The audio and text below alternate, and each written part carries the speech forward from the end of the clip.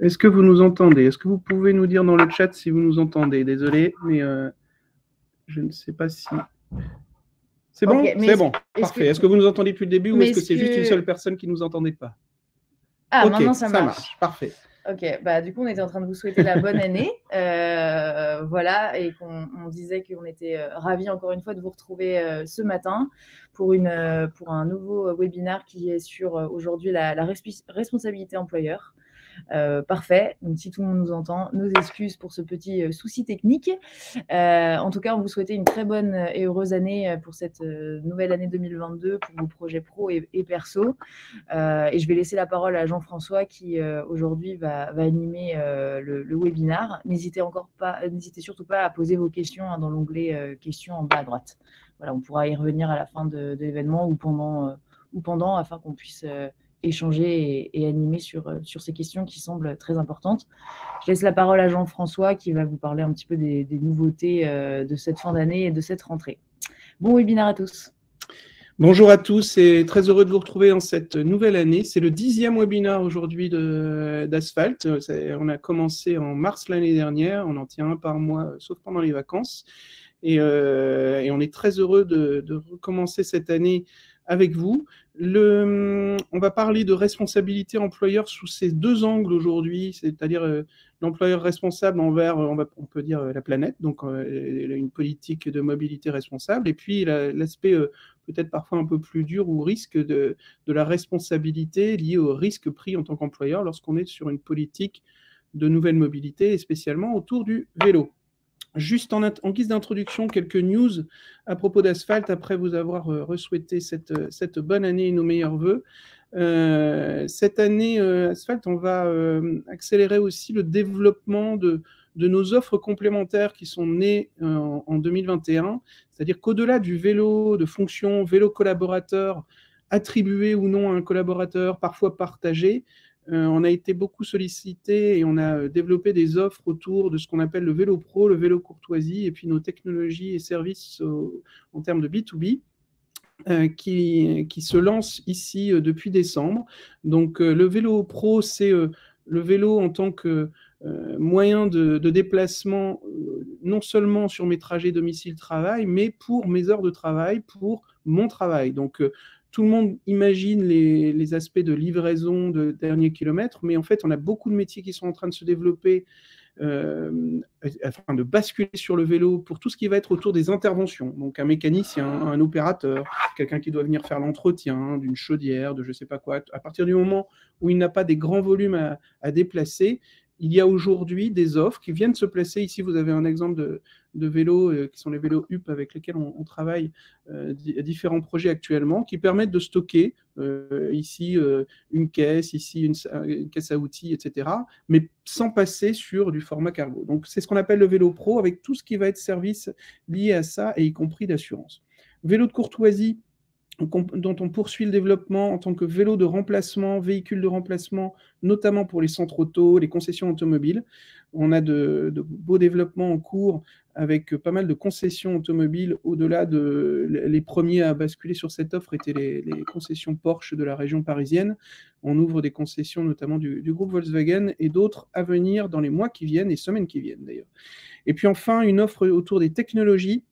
C'est qu'on a été pas mal sollicité par des acteurs pour pouvoir intégrer le vélo dans leur catalogue pour pouvoir distribuer en fait une offre de vélo à leurs propres clients B2B. Et donc, on a ouvert la possibilité d'utiliser nos technologies, nos services d'achat, que ce soit de produits ou de services, à d'autres acteurs pour le faire. Il se trouve que nativement, Asphalt le fait pour ALD Automotive depuis le premier jour. Et maintenant, on l'ouvre à d'autres acteurs avec qui on travaille en marque grise, en marque blanche, pour distribuer tout ou partie de l'offre que nous avons composée. Vélo de courtoisie, donc un exemple sur le groupe Volkswagen qui est en cours de développement actuellement. Ça, c'est pour le petit visuel. Autre nouveauté de cette rentrée, c'est qu'on vient de signer un partenariat avec le groupe Cyclelab qui regroupe les enseignes Culture Vélo, Vélo Station et Bouticycle, ce qui vient compléter notre maillage national parce que ces trois enseignes, ça représente plus de 120 points à travers la France, qui viennent compléter les centres Noroto, les magasins Decathlon partenaires et d'autres réseaux. On est à près de 500 points physiques qui viennent compléter notre dispositif pour pouvoir entretenir des vélos, livrer et se sourcer ou aller essayer des vélos. Donc vous savez que la spécificité d'Asphalt, c'est que on achète nous-mêmes les vélos pour les collaborateurs et on vous les livre, mais la nécessité d'un réseau physique pour aller voir des vélos, trouver des vélos, utiliser les stocks et aussi les maintenir est nécessaire. Et donc on maintient cette approche hybride et aujourd'hui on a le plus large réseau possible en France, en maillant la France entière. Et enfin, un dernier point pour se réchauffer un peu. On a ouvert notre franchise en décembre à La Réunion avec le groupe La Perrière, qui est l'opérateur des marques Avis et Budget sur les îles, et qui nous a sollicité pour ouvrir une franchise Asphalt. Et donc, les premiers vélos, il y a une livraison de 50 vélos qui sont arrivés en décembre et qui sont en début de déploiement sur l'île. Et on est très heureux de vous annoncer que voilà, on a dépassé les frontières de la métropole avec Asphalt depuis ce 1er janvier. On va rentrer donc dans notre séquence de décryptage autour de la responsabilité. Et comme je vous disais, on a 2 niveaux d'échange autour de cette responsabilité. La responsabilité envers le développement durable et la responsabilité en termes de risque employeur. Et donc, je tenais à revenir sur cet aspect de responsabilité lié au développement durable et de vous représenter quelques slides d'un webinaire, de notre tout premier webinaire d'ailleurs, en mars l'année dernière. On avait monté une étude avec le cabinet Monitor Deloitte qui nous avait, rappelé quelques enjeux avec lesquels on pouvait adresser en fait avec nos nouvelles politiques de mobilité aux collaborateurs. Je vais y arriver. On a donc des enjeux et des changements nécessaires dans le secteur des transports pour répondre aux enjeux climatiques. C'est inéluctable. L'évolution des technologies en cours ne suffira pas, et c'est une combinaison. Quand je dis des évolutions de technologie, c'est le passage de l'essence ou du gasoil à du véhicule électrique ou hydrogène, etc. Ça ne suffira pas. La réalité, c'est un mix que l'on doit monter pour chacun et donc pour les collaborateurs.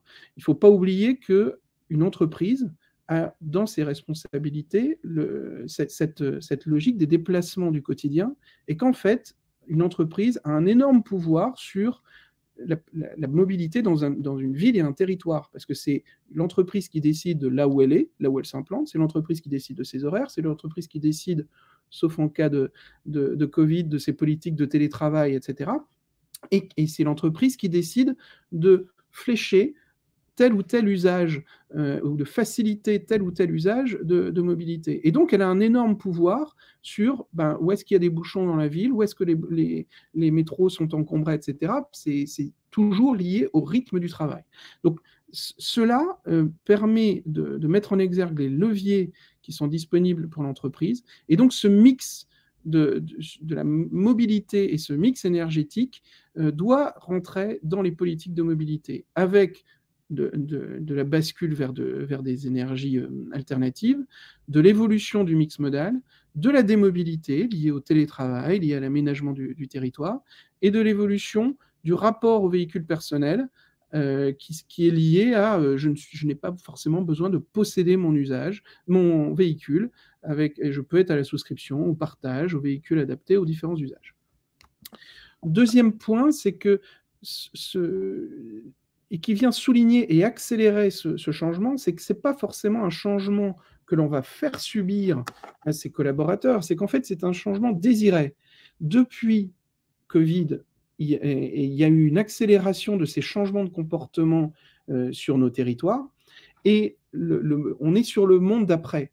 Et ce monde d'après, qui est lié à la crise sanitaire, mais qui est surtout lié au changement de paradoxes énergétiques et à la préservation de notre planète, au final, fait que chacun de vos collaborateurs a des envies qui évoluent. Alors, on ne dit pas que tout le monde se lève le matin en disant « je veux venir à vélo » ou « je veux venir à pied, je veux rendre ma voiture », mais rares sont les entreprises où on n'a pas de collaborateurs qui se posent cette question ou qui demandent des alternatives au tout-voiture ou au tout-remboursement transport en commun.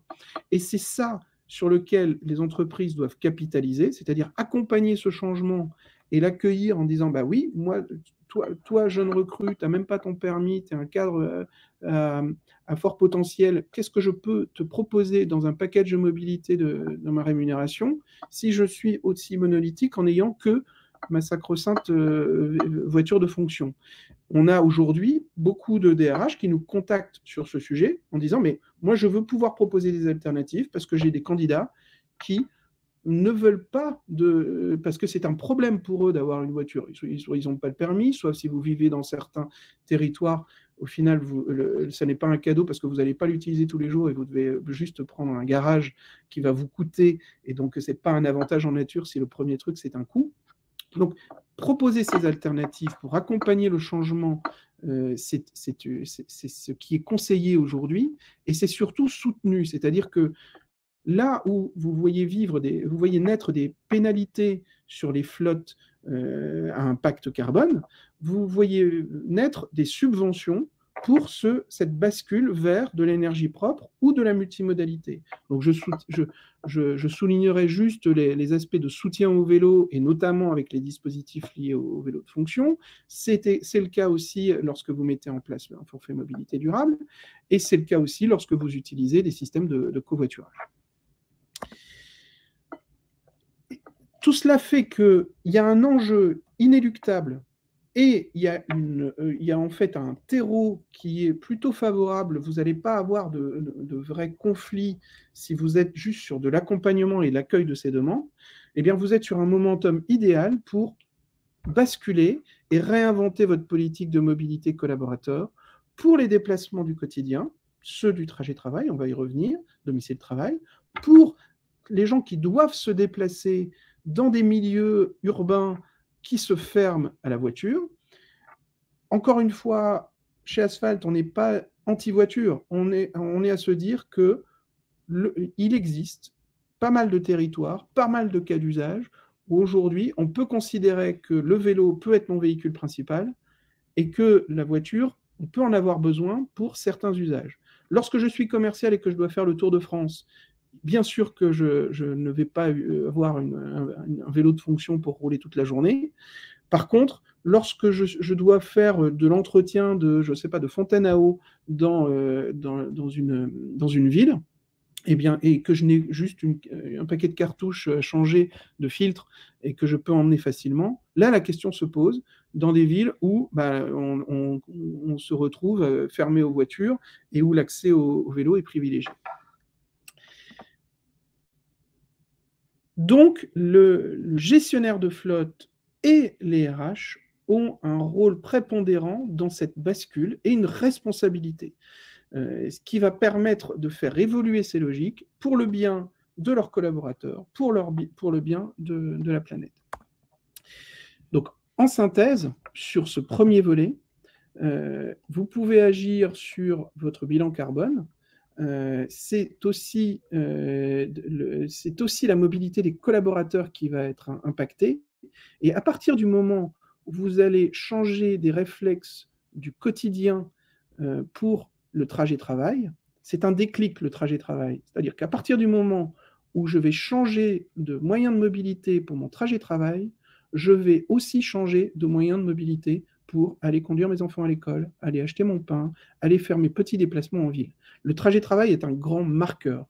C'est le plus souvent ce qui marque le fait que c'est mon moyen de déplacement par défaut. Ça peut être le métro, ça peut être à pied, ça peut être à vélo, ça peut être en voiture. Ce que je voulais souligner ici, c'est que c'est un aspect très lié. C'est-à-dire que si je change mon mode de fonctionnement dans mon trajet travail, je vais donc changer mes comportements personnels. Et c'est là où se retrouve une responsabilité sociétale de l'entreprise qui accompagne ce changement, qui en plus est un changement souhaité par ses collaborateurs, lié au développement durable, lié au bien-être, lié à la marque employeur, sans oublier que, un peu comme nous le rappelle cette jeune fille en photo, c'est qu'en plus, c'est du plaisir. C'est que on voit rarement les gens à vélo le matin faire la tronche. C'est parce qu'en fait, on passe plutôt un bon moment à prendre l'air, même s'il fait pas très beau, même s'il fait froid, plutôt que d'être dans les bouchons à aller moins vite. On en termine sur ce premier volet lié à la responsabilité plutôt face au développement durable. N'hésitez surtout pas à poser vos questions ou à utiliser le chat pour revenir un peu plus tard sur ce volet. On va passer maintenant à l'aspect responsabilité employeur lié au risque. Alors, c'est un peu moins sexy, mais c'est clé. Et si vous êtes là, c'est peut-être que parce que vous posez ces questions-là, ou peut-être que vous avez ces questions-là vis-à-vis de vos employeurs ou de vos responsables juridiques ou de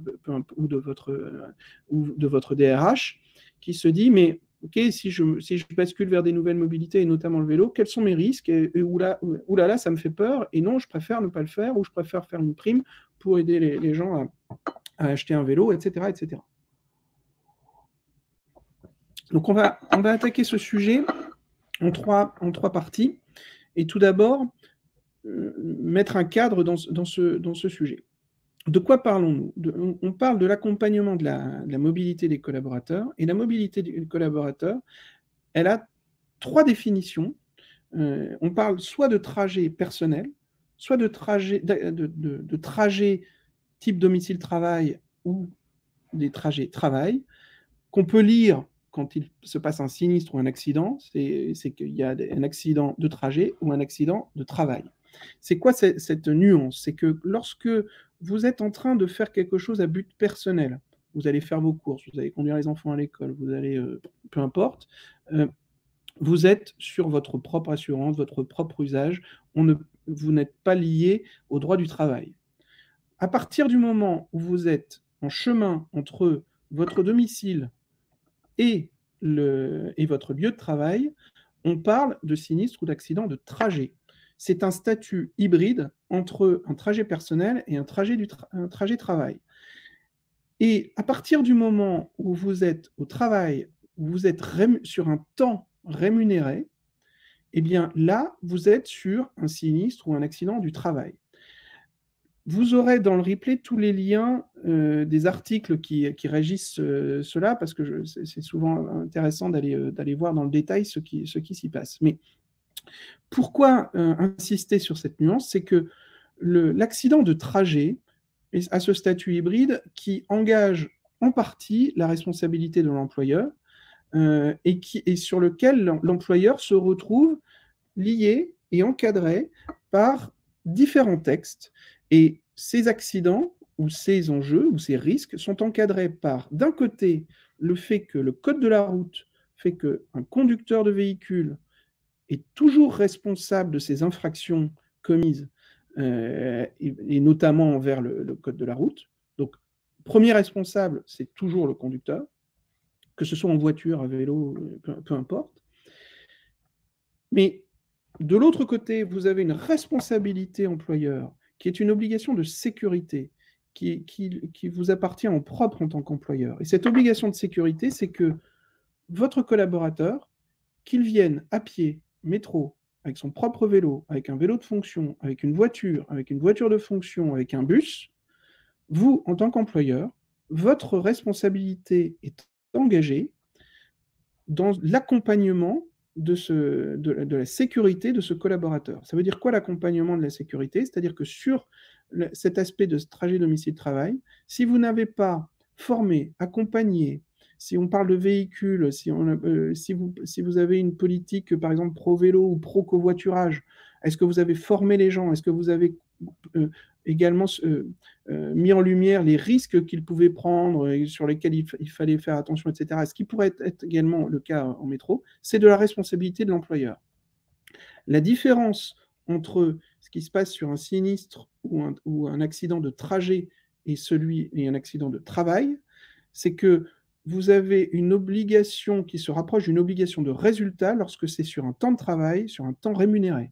Là où sur le trajet domicile-travail, vous êtes sur une obligation de moyens qui est liée au fait que vous pouvez vous devez mettre en place ces dispositifs, vous devez aider à la sécurité et mettre en lumière la sécurité de votre collaborateur. Vous n'avez pas d'obligation de résultat, mais vous avez une obligation de moyens. À quel moment cette obligation de moyens peut être requalifiée? C'est si votre collaborateur, et donc là, de toute façon, là, on parle collaborateur-employeur, il faut bien se souvenir et se rappeler ici autour de cette table virtuelle que à partir du moment où il y a un sinistre, et plus le sinistre est grave, au moins l'employeur ou le collaborateur sont maîtres de ce qui va se passer. Parce qu'en fait, c'est une question d'assurance. Et c'est donc des assureurs qui vont se parler entre eux et qui vont chercher à qui est la faute et à qui est la responsabilité.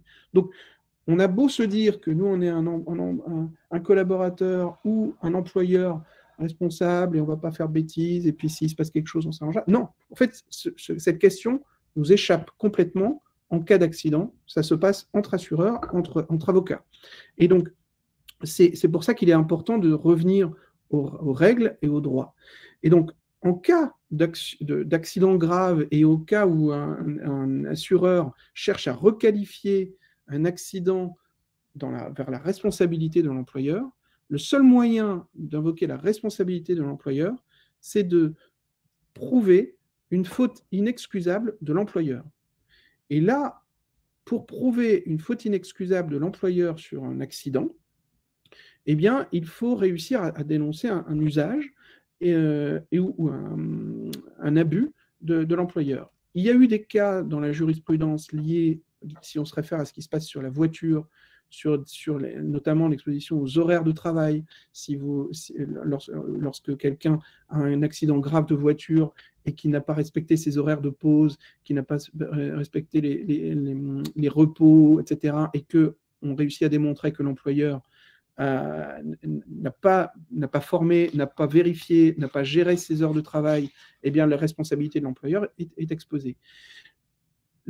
Est également lié à ce point-là, c'est est-ce que l'employeur a imposé un mode de transport à son collaborateur. Il y a une grande différence entre je soutiens, je permets, et imposer un mode de transport, qu'il soit voiture, qu'il soit vélo, etc.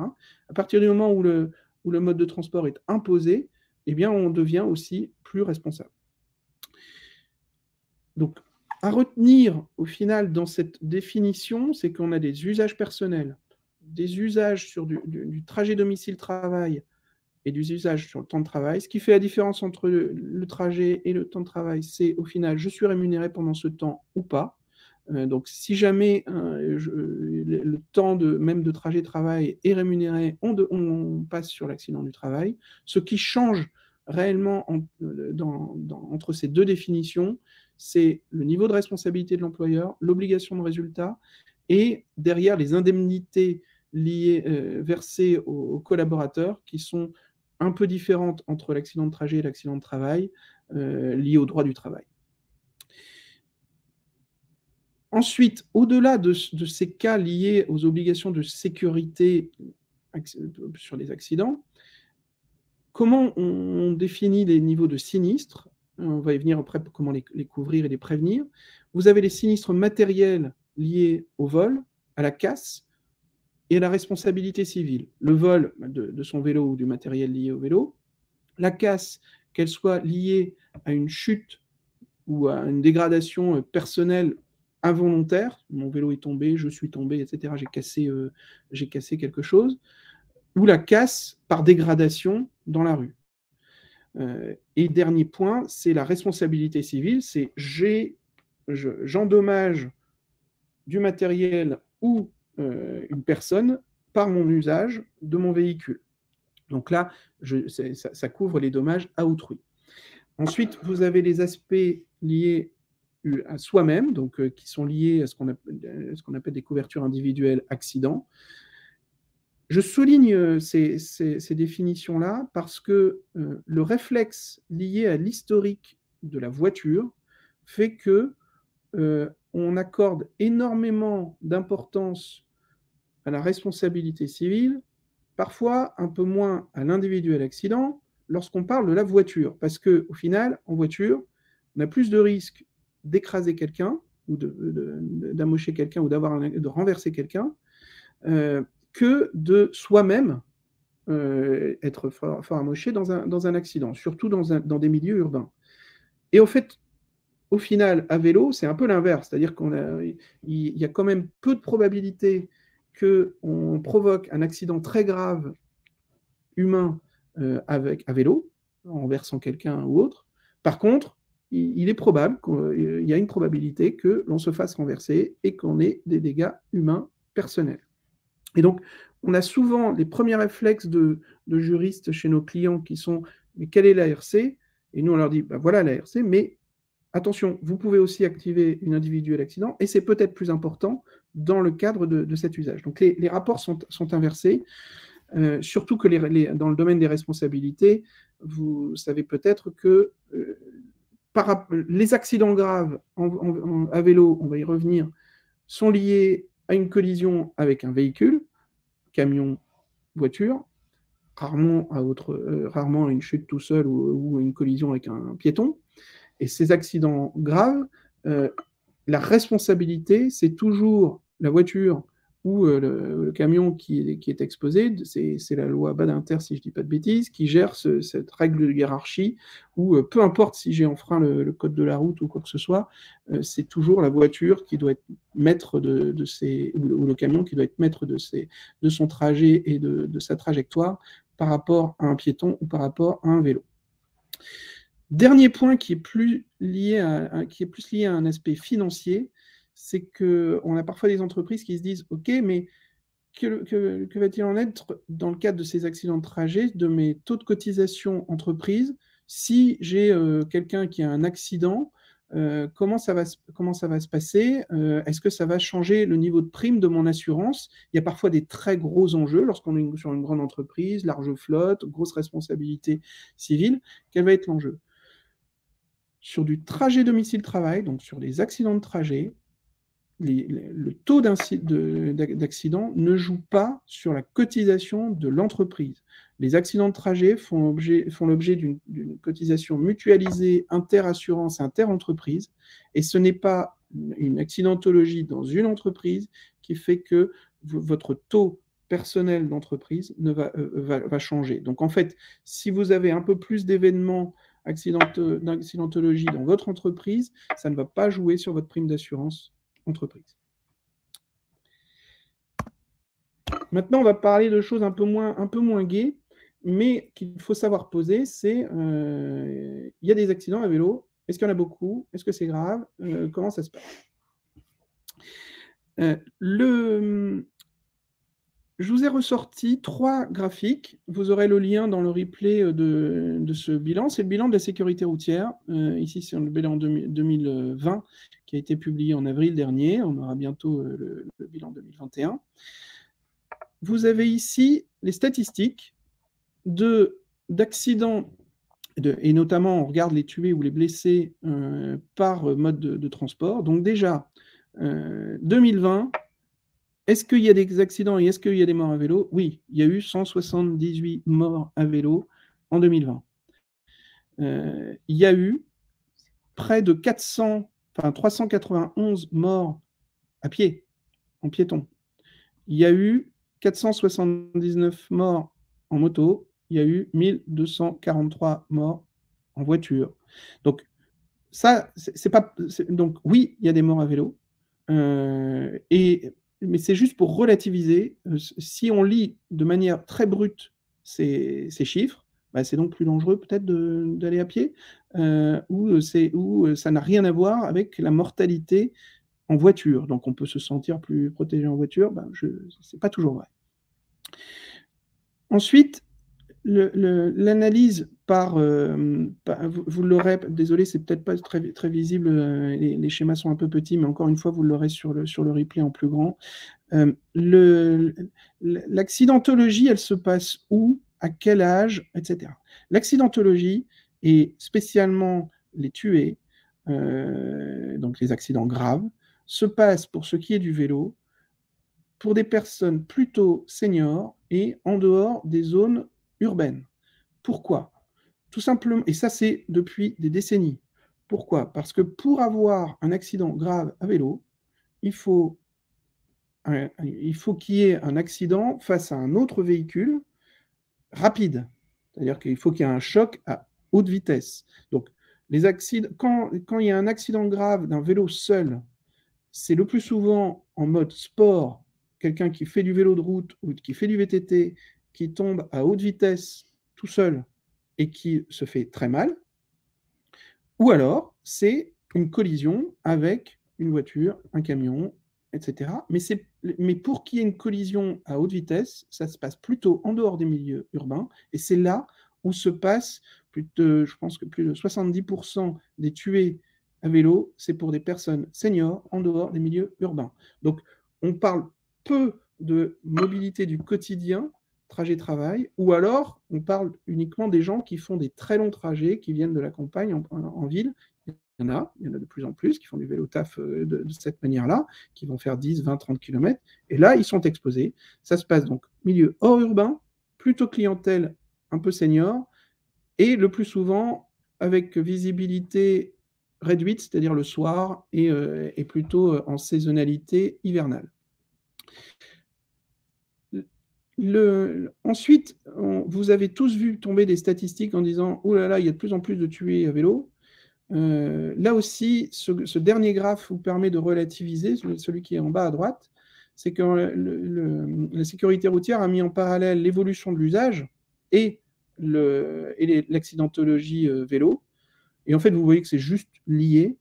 Et au final, quand on regarde ce qui se passe actuellement en France ou ce qui s'est passé dans les pays qui ont basculé vers un usage prioritaire du vélo, on peut parler de l'Allemagne, on peut parler de la Belgique, des Pays-Bas, au plus vous avez un usage du vélo, au plus les pistes vont être sécurisées, au plus les gens vont devenir un peu plus responsables, y compris les cyclistes, au plus les voitures vont avoir l'habitude de gérer et ce partage, les automobilistes vont avoir l'habitude de gérer ce partage de la route, au plus vous allez être dans un milieu sécurisé. Aujourd'hui, l'évolution des accidents est complètement liée à l'évolution de l'usage et parfois, et le plus souvent d'ailleurs, inférieure à l'évolution de l'usage. Donc oui, il y a plus d'accidents de vélo, mais quand vous avez des taux d'évolution d'usage, par exemple en région parisienne, sur 2020, vous étiez sur du plus 60% d'évolution du vélo au quotidien, oui, forcément, vous avez plus d'accidents de vélo, mais quand on le regarde en taux, eh bien, en fait, vous avez moins d'accidentalité liée au vélo. Et donc, comment on adresse ces risques? Parce que c'est ça la vraie question. Adresser les risques, ça se gère avec différents points. Le premier point, c'est d'organiser les déplacements. D'organiser les déplacements liés au trajet domicile-travail, d'organiser les déplacements professionnels et d'avoir une vraie analyse dans l'entreprise de qui on veut adresser, quelles sont les règles que je veux mettre en place. Et derrière, ça va pouvoir permettre de mettre en place une politique de mobilité, de former les gens à ces différents usages. Ici, nous, on a développé des formations, notamment avec la Fédération française de cyclisme, pour sécuriser aussi bien les salariés que les employeurs dans ce cadre. Mais si vous mettez en place une politique de covoiturage, si vous mettez en place une politique même de transport en commun, vous avez intérêt à regarder avec les prestataires avec lesquels vous travaillez comment vous pouvez accompagner vos collaborateurs à la prévention des risques liés à ces usages. Si on parle de mise en place de véhicules, donc si on parle de voitures, si on parle de vélos, si on parle d'autres types de véhicules, le choix et l'entretien de la flotte de vélos et des équipements de sécurité est également très important. Je vais y revenir à la fin, mais ce n'est pas le fait de mettre à disposition un véhicule dit de fonction, même si le collaborateur participe ou pas à son loyer de véhicule, qui va changer le niveau de responsabilité de l'entreprise. Au contraire, au final, si l'entreprise prend la responsabilité de mettre à disposition un véhicule d'entreprise, ça lui permet de gérer les risques, ça lui permet d'être sûr de qui va utiliser quoi, ça lui permet de montrer qu'il va travailler sur un équipement, ça lui permet de mettre en place une flotte qui va être aux normes, qui va être entretenue, et de pouvoir produire des preuves de ces normes et des preuves de cet entretien. Parce qu'encore une fois, si on veut faire face au risque, le jour où il y a un accident et qu'un assureur vient demander à l'employeur « mais qu'avez-vous fait pour protéger ce collaborateur à qui que vous avez incité à faire du vélo ou à faire du covoiturage », eh bien, il faut que l'employeur puisse dire, avec les prestataires avec lesquels il a travaillé, voilà, il a été formé, il a été accompagné, on lui a proposé un vélo entretenu, assuré, on l'a équipé d'un casque, d'un gilet de sécurité. Et donc, on a fait tout ce que l'on pouvait pour protéger et adresser le devoir de sécurité que j'ai en tant qu'employeur.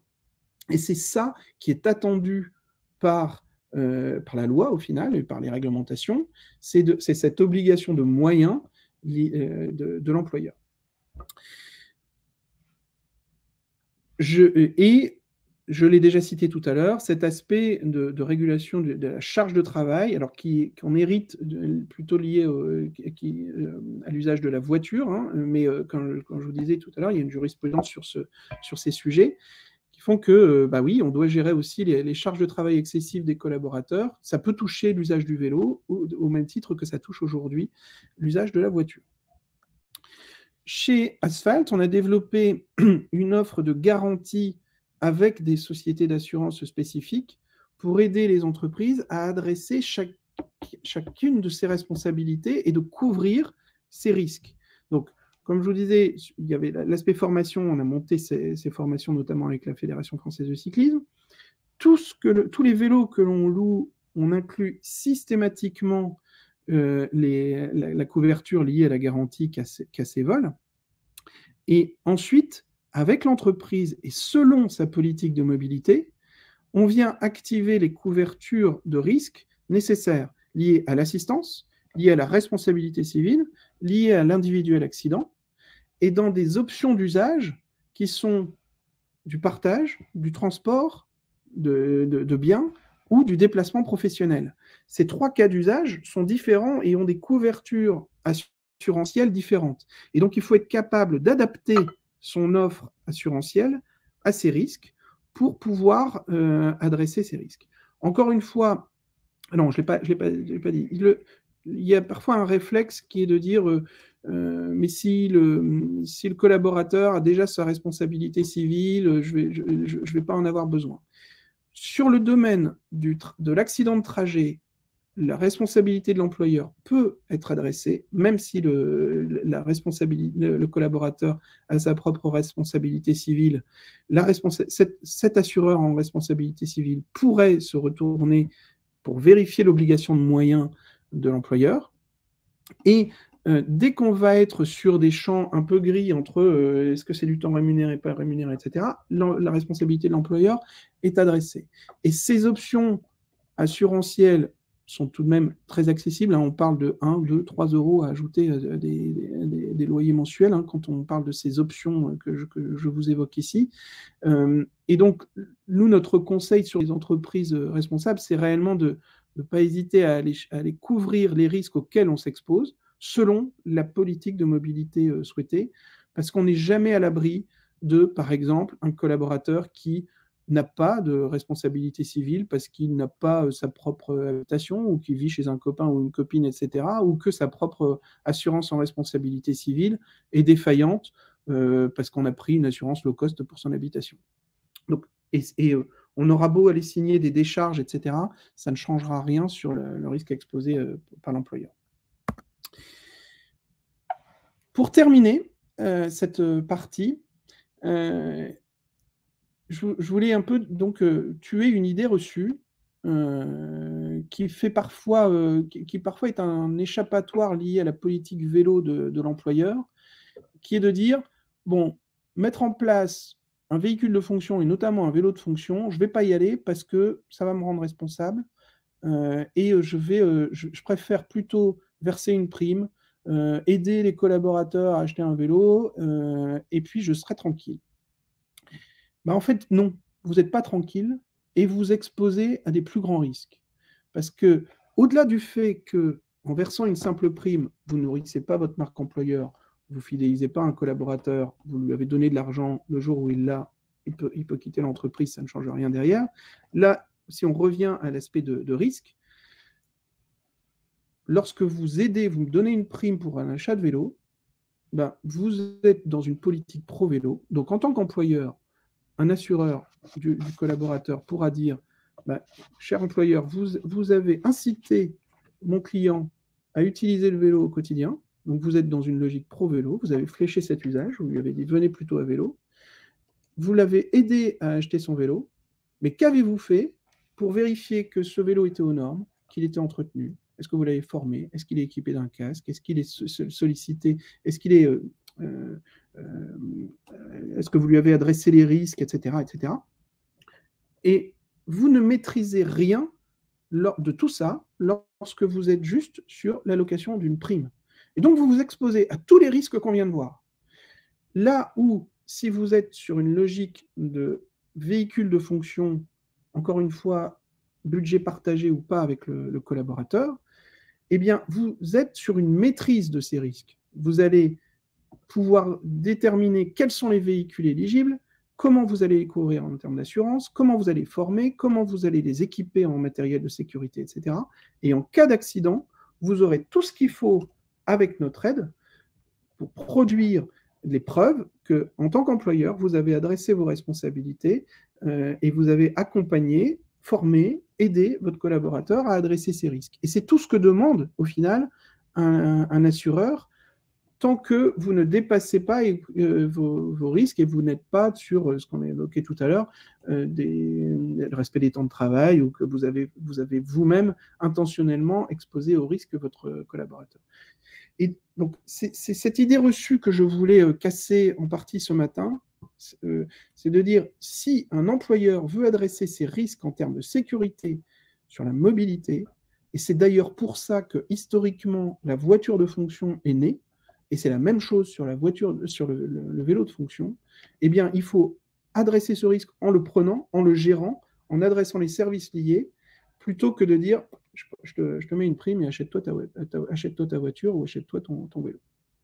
C'est la grosse différence entre la voiture de fonction et la voiture personnelle.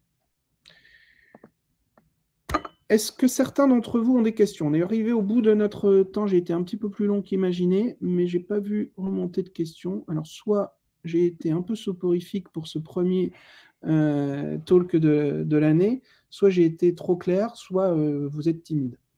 Alors, on se donne 2-3 minutes, si vous voulez. Bah voilà, il y a une question de Gaël qui va arriver, a priori. Donc, on attend votre question, Gaël. Et les autres, bien sûr.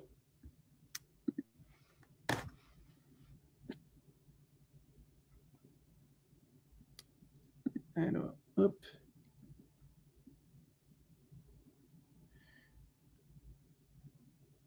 Oui, vous allez pouvoir visualiser la présentation en replay, c'est une des questions. On a une chaîne YouTube et on va vous le renvoyer. Ouais, elle va être sur YouTube et il y aura même un article qui reprend les liens, etc. Ça va être publié généralement sous 48 heures. Donc, pour lundi, vous aurez accès depuis notre site et sur notre chaîne YouTube à ce replay. J'aurais voulu acheter des casques vélo pour mes agents, mais on me pose des risques si le casque n'est plus en bon état au bout d'un moment. Moi, alors je ne suis pas certain de comprendre, mais il vaut mieux, de toute façon, vous adresser mieux votre risque employeur en les équipant plutôt qu'en ne les équipant pas. Un casque, ça s'use s'il y a des chocs. Et donc, le conseil, c'est de dire, vous équipez vos collaborateurs et il faut que au moment de la remise de ce casque, vous ayez une sorte de... Vous signez des conditions d'utilisation, par exemple, qui disent que s'il y a un choc, s'il y a une chute, et que ce casque a été... c'est comme un casque de moto, c'est comme même les sièges bébés pour l'information. À partir du moment où il y a eu un accident, il faut changer le casque. Parce qu'il y aura eu compression d'éléments qui viennent amortir le choc. Mais sinon, un casque, c'est à vie. S'il n'y a pas de choc, il peut juste être rayé ou délavé, mais il a toujours sa fonction. vaut pour tous les risques de l'entreprise. La prévention des risques est nécessaire dans tous les cas. Effectivement, l'obligation de moyens vaut pour tous les risques de l'entreprise. Il y a une obligation de sécurité globale de l'employeur. Et ce qu'on voulait souligner ici, c'est que cette obligation de sécurité, elle est, donc c'est question de Charles, enfin c'est pas une question, c'est une affirmation de Charles, mais salut Charles et meilleurs vœux. Cette obligation de sécurité, elle est sur tous les sujets, notamment la mobilité. Et on voulait souligner ici le fait que le meilleur moyen de l'adresser pour la mobilité du quotidien sur les mobilités douces, c'est de les prendre à bras-le-corps plutôt que d'essayer de laisser ça dans les mains du collaborateur. Parce que là, on s'expose au risque. Comme sur tous les autres risques de l'entreprise. Et par exemple, sur le casque qu'on évoquait tout à l'heure, si vous laissez votre collaborateur acheter son casque, vous ne savez pas ce qu'il a acheté, si c'est un casque aux normes, etc. Il y a une question de Lucas. L'une dans les premières questions, c'est il y a beaucoup de comparatifs entre les voitures et les vélos. Quels sont les avantages pour encourager les collaborateurs à passer des transports en commun au vélo? Alors, sur la bascule entre transport en commun et vélo, déjà, nous, encore une fois, en termes de responsabilité et de développement durable, le transport en commun, il ne faut pas le fuir. Il est très bon pour les territoires, il est très bon pour le climat, il est très bon pour tout. Et c'est pour moi le socle de la mobilité des grandes villes. C'est-à-dire que moi, je suis très pro-vélo, j'utilise le vélo tous les jours, mais j'utilise aussi les transports en commun quand c'est adapté. Donc, quand on réfléchit à une politique de mobilité avec l'entreprise, on essaye de préserver d'ailleurs un socle de transport en commun, même pour quelqu'un à qui on paye un vélo, etc. On a par exemple des entreprises qui disent au moins sur X mois de l'année, même si j'ai mis mon budget sur un vélo de fonction, je leur permets de continuer à avoir des remboursements de transport en commun. Les avantages, aujourd'hui, ce qui les pousse à basculer, c'est plutôt les aspects sanitaires, c'est de dire, je construis un vélo, j'ai ma bulle sanitaire de 1 ou 2 mètres autour de moi qui se fait naturellement, ce qui n'est pas vraiment le cas dans les transports en commun. Et puis, il y a des aspects dans certains territoires de sécurité où les transports en commun ne sont pas méga safe, et on est parfois plus en sécurité sur son propre véhicule, et notamment un vélo. C'est les deux premiers exemples qui me viennent en tête par rapport à cette question. Qu'est-ce qu'on a d'autre? Quid des obligations de sécurité quand on met en place le FMD? Question de Catherine. Comme le disait Charles tout à l'heure, l'entreprise est responsable de la sécurité de ses collaborateurs. Et comme je vous ai expliqué, cette responsabilité, elle commence quand le collaborateur claque la porte de sa maison et se met en direction de l'entreprise. Et cette responsabilité passe un cran à partir du moment où le collaborateur est sur une heure payée. Et donc, ce qui se passe derrière un FMD, parce que vous avez toute la capacité dans le cadre du FMD aussi de flécher les usages, vous déterminez ce que vous permettez de rembourser ou pas à l'intérieur de ce FMD. Soit vous laissez tout ouvert, soit vous fermez des portes. Et si, dans votre logique, le FMD est pour pousser à certains usages de mobilité, vous devez prendre les responsabilités liées à cet usage. Donc, si vous poussez vos collaborateurs à utiliser le FMD pour payer du Klaxit, de covoiturage, ou pour payer l'entretien de leur propre vélo, parce que vous voulez que les gens viennent à vélo, vous devez adresser tous les risques qu'on a vus tout à l'heure. Que risque une entreprise qui ne met pas de plan de mobilité employeur en place? Ah, la fameuse question. À ma connaissance, mais il y a quelques experts là qui sont là, il n'y a pas encore de pénalité liée à l'application de cette directive de la loi LOM. Mais c'est censé venir. On attend toujours. Mais c'est une injonction, on va dire, de mettre en place des plans de mobilité. Il n'y a pas encore de pénalité liée à ça, si c'était cet axe-là la question. Gaël, est-ce qu'on pourrait avoir un exemple de charte casque vélo en entreprise ou le nom d'une entreprise qui a mis en place cela? Oui. Oui, Gaël, vous pouvez nous contacter hello@asphalt.com, on pourra vous aider sur ce sujet. On peut tout à fait vous amener ça. Il faudra nous préciser un petit peu le cas d'usage Si, encore une fois, c'est pour, si Oui, c'est si pour on des peut- trajets de travail, si c'est pour de l'usage Si on peut l'adapter. d'agents, je pense que oui, c'était vous qui posiez la question tout à l'heure sur les agents, donc j'imagine que c'est pour un usage pendant les heures de travail, mais on peut vous y aider. Il y a une autre question de Frédéric, et je pense qu'on terminera là, parce qu'après, on va devoir vous quitter.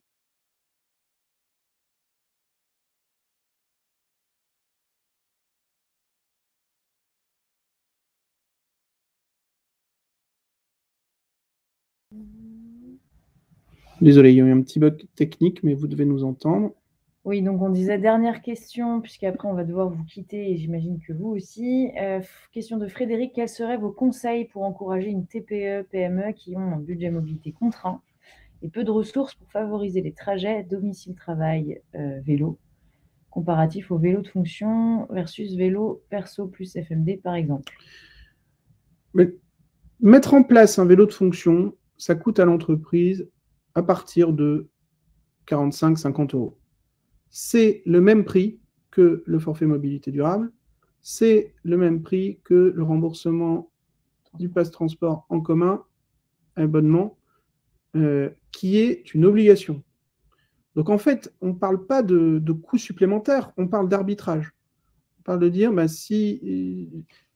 nous, on a des entreprises qui mettent en place, et on est pro-FMD, hein, même si le vélo de fonction ne rentre pas dans le FMD, tout le monde ne va pas passer au vélo.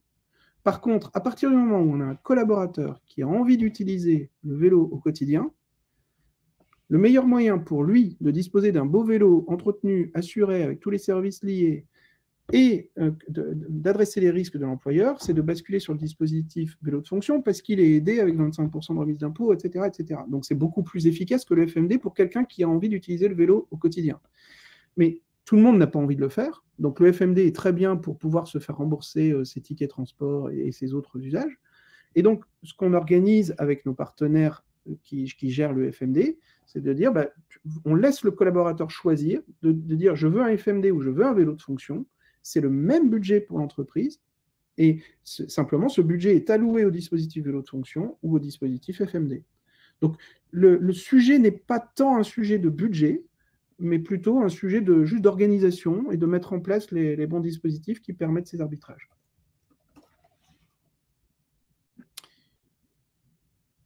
Est-ce qu'il y a une dernière question? Sinon, on va clore ce webinaire. Qui, on le rappelle, vous pourrez le revoir. Hein, donc, il sera accessible sur notre site avec une page de résumé, tous les liens, et depuis la page YouTube de notre chaîne Asphalt. Bon, on vous souhaite une très belle journée à tous, une très bonne rentrée, un très beau début d'année, même si le climat Covid nous complique un peu la vie actuellement. A priori, la tempête devrait passer rapidement et direction le printemps. Et pour rappel, si on veut équiper les collaborateurs au printemps, eh bien, il faut s'en occuper maintenant parce que si on s'y en occupe en mars-avril, il n'y aura pas de vélo cet été. Et d'ailleurs, c'est le thème de notre prochain webinaire où on aura un intervenant de la FUB qui viendra avec nous parler de comment devenir employeur pro vélo en 2022. Et on va se mettre dans un mode projet, comment, étape après étape, on peut mettre en place cette politique pro vélo en tant qu'employeur. Un peu de méthode, un peu aussi de dispositifs d'aide qui arrivent aujourd'hui pour aider les entreprises à ça. C'est quoi la remise de 25% d'impôt? Julie, je vous invite à nous contacter sur hello@asphalt.com. En fait, les entreprises disposent de 25% de remise d'impôt sur toutes les sommes qu'elles vont engager dans le cadre de la mise à disposition d'un vélo de fonction, ce qui est un effet de levier très important. Je vous souhaite à tous une très belle journée. Merci d'être toujours aussi nombreux et à très bientôt. À bientôt. Au revoir.